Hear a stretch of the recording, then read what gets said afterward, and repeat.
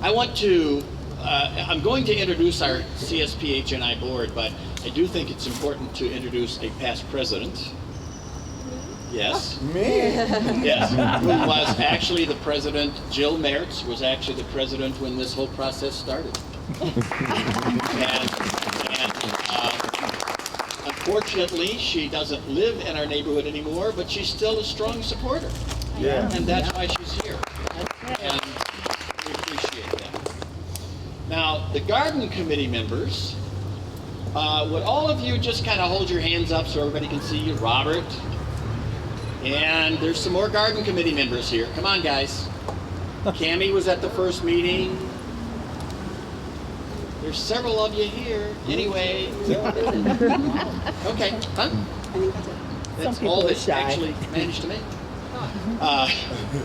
But Harold was at some of the garden meetings. Yeah, Harold was at meetings, and by the way, there's one of the reasons that Scott Baran told us that DPW was interested in this was because of all the community involvement.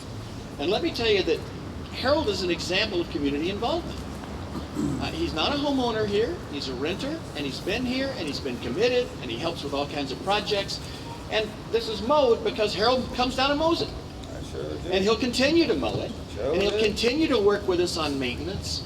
And, Harold is a mainstay for us, for our whole neighborhood. So thank you. Thank you, Harold.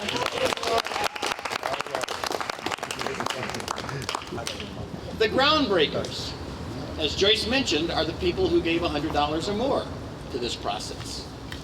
Gary Goike, Evan Goike, Ruth and Mike Shank, Jill and Chris, of course, and Emma, Robert Woodkey, Joyce, my company,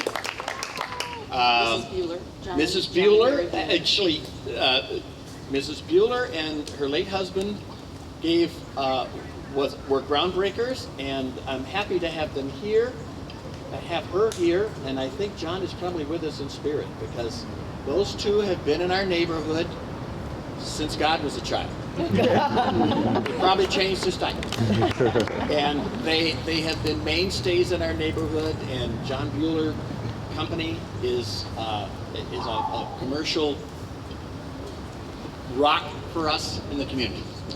So are there any groundbreakers that I missed so far? Okay.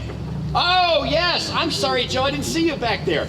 Joe Boblick, who is a professor of art, and his wife, Angela Speed, member of the garden committee. Thank you. And his wife, Angela Speed, is director of development at the Humane Society. And so we have some really neat people living in this neighborhood. And the CSPHNI board, would all of you who are on the board stick your hands up so you can be recognized? Johnny is our president. Ruth is on the board. Joyce is the immediate past chairman. Is Bill? No, Bill had to work tonight. Bill Handel. And the board of directors entirely, Julie Kursick is our president. And Johnny is going to read a statement from her in a minute. Darrell Poole is our secretary. He could not be here tonight. Laura Quinlan, Annalise Tilly-Grantz. And I don't see Laura here. No, Annalise Tilly-Grantz, Johnny and Ruth, we've already introduced. Now, Johnny, would you come and read the statement from... No, that's at the end, Charlie. No, it isn't. At the very bottom. Oh, I'm sorry. That's not what I was going to do, but okay. Alderman Bauman. Oh. So soon!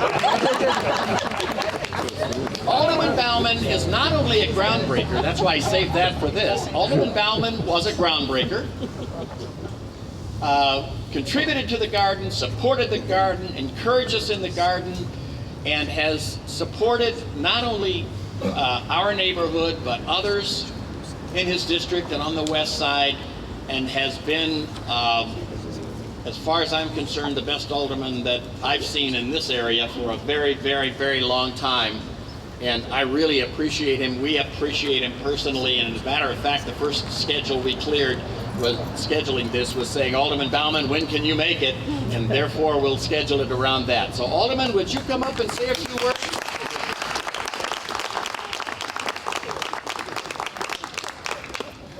Well, thank you, Charlie. I wasn't expecting to go on for another 20 minutes. This is ahead of schedule. I was standard to the Foxes as I've seen them in any event. Good evening, everybody. It's a great pleasure to be here tonight. And you might all wonder why there's such a large crowd for what, in the great scheme of things, might seem a relatively small project. Yes, it's been in the works for many years. This lot has been vacant since the mid-1980s when a building was burned down in this location. It was adopted by the neighborhood over the years, and minor improvements were provided. The picnic table was installed, a sign was erected, neighbors did the maintenance, did the grass cutting. It really wasn't a great space, but it certainly was a lot better than a lot of vacant lots in the city of Milwaukee, which tend to be dumping grounds. And then with the advent of the Near West Side Partners and the Strong Neighborhoods program that the city instituted several years ago under the leadership of the mayor and the common council, we've seen a great investment in the neighborhoods to address the foreclosure crisis. Right on this block, we're standing about 200 feet away from 1227 North 28, which was a very dilapidated house that was completely renovated inside and out using a combination of federal and city resources. This project is being funded through the Vacant Lot Development Program, which is part of the Strong Neighborhood Program. The mayor recommended and the council budgeted $200,000 for the 2015 budget for vacant lot development of the exact type that we're proposing here. It is going to be performed here. The city is investing about $12,000. MMSD is investing $4,000. The total project cost is about $16,000. But what really accounts for all the attendance, the mayor's here, the district attorney. Why is the district attorney here for the dedication of a improved vacant lot for a $16,000 project? One of the reasons is the new energy and the new enthusiasm that has been generated on the Near West Side by the Near West Side Partners. The collaboration between some of the major employers in the West Side, Forest County Potawatomi, Marquette University, Harley-Davidson, Willard Coors, Aurora Sinai, have come together to address some of the long-standing challenges that this neighborhood has experienced that has really kept a tremendous weight on the many assets that this neighborhood has. We're standing on McKinley Boulevard here, which is really one of the finest residential streets in the city of Milwaukee. That's right. Magnificent housing stock. It's had struggles, it's had fear. As I'm standing, I've represented this area for 11 years. But I've been campaigning in this area for 22 years. My first campaign was 1992. And of course, McKinley Boulevard has a lot of voters, so I had occasion to be here a fair amount.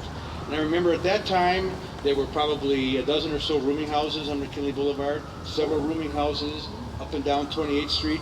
The house directly across the street, I think it's 2802, was the mothership of the rooming houses. It was the kitchen and the dining room area, and everybody would be walking around from their dormitory rooming houses to the mothership rooming house where all the cooking was done. And this neighborhood has had a succession of very strong, very motivated, very capable leaders, grassroots leaders who have been addressing these problems one at a time as they arose, they would be dealt with. Some of those folks have moved, some of those folks have relocated. Foxes have been here for the long haul. I knocked on their door in 1992, and I've been continuously knocking ever since.